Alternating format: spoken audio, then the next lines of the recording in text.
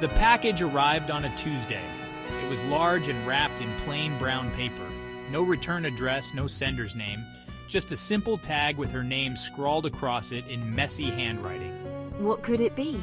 Curiosity bubbled inside Sarah as she wrestled the heavy package inside.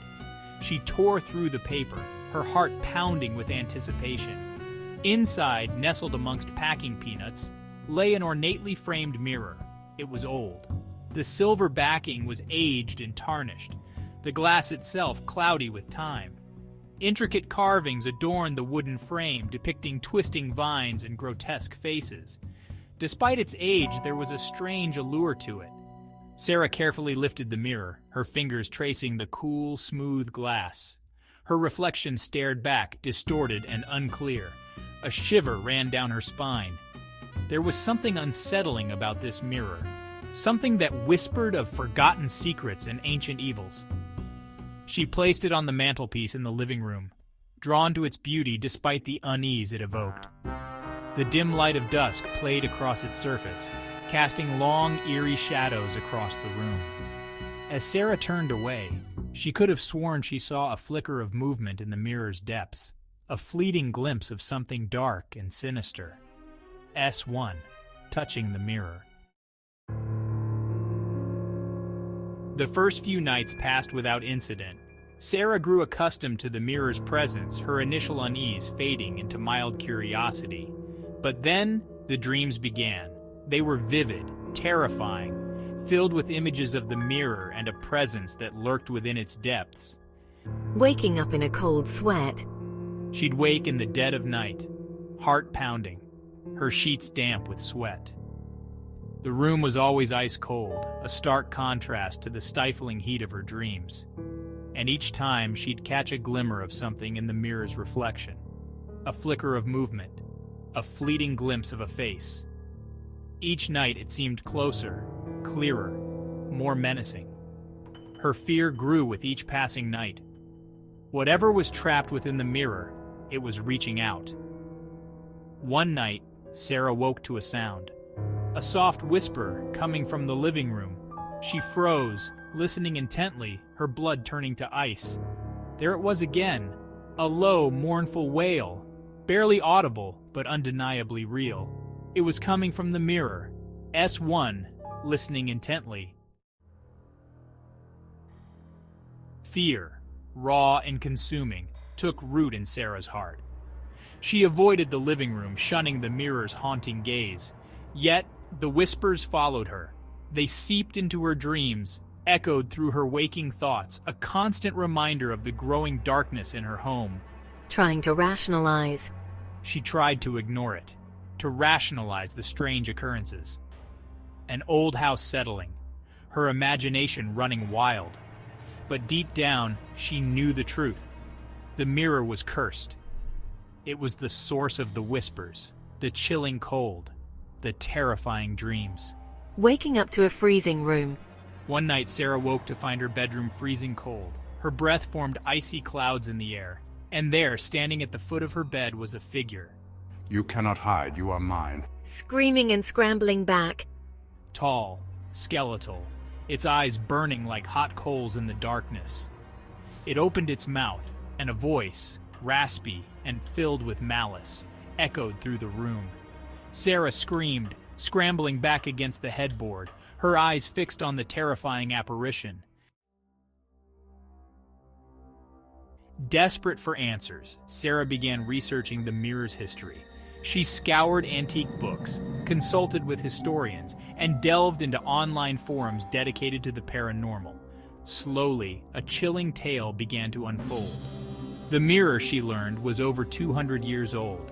It had belonged to a powerful sorcerer, a man known for his dark magic and cruel rituals. He used the mirror as a conduit, a way to trap the souls of his victims and harness their life force to fuel his powers.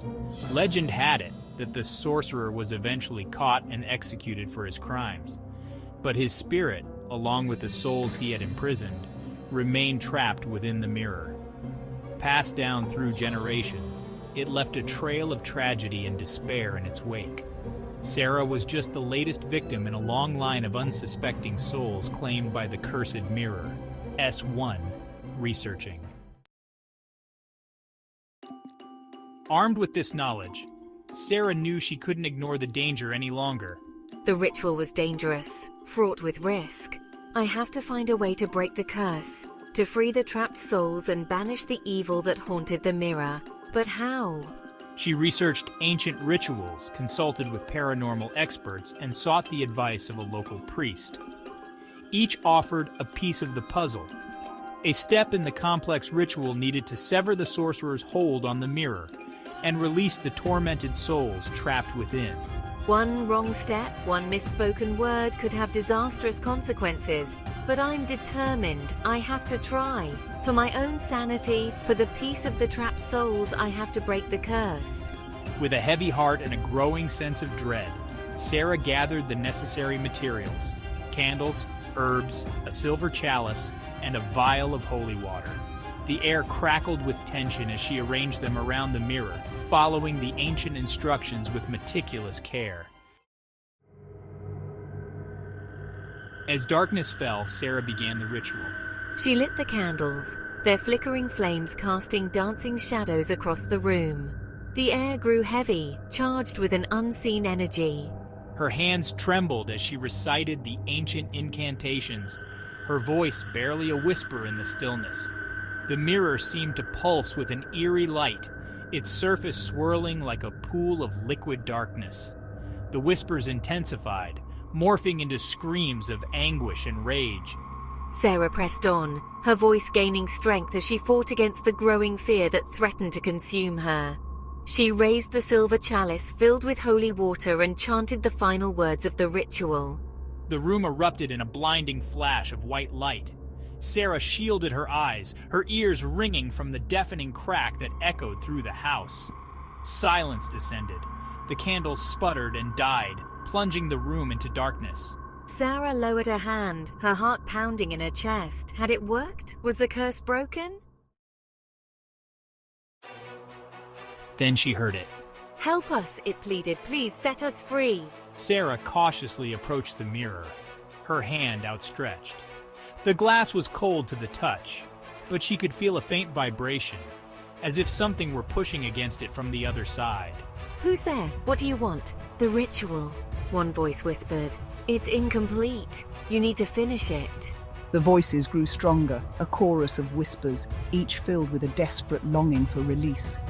They told her of their torment, of the sorcerer's cruelty, of their endless imprisonment within the mirror's depths. Sarah's heart sank.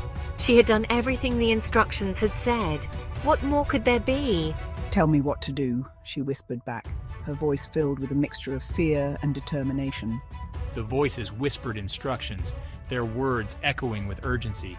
Sarah listened intently, her mind racing to comprehend the strange, cryptic phrases.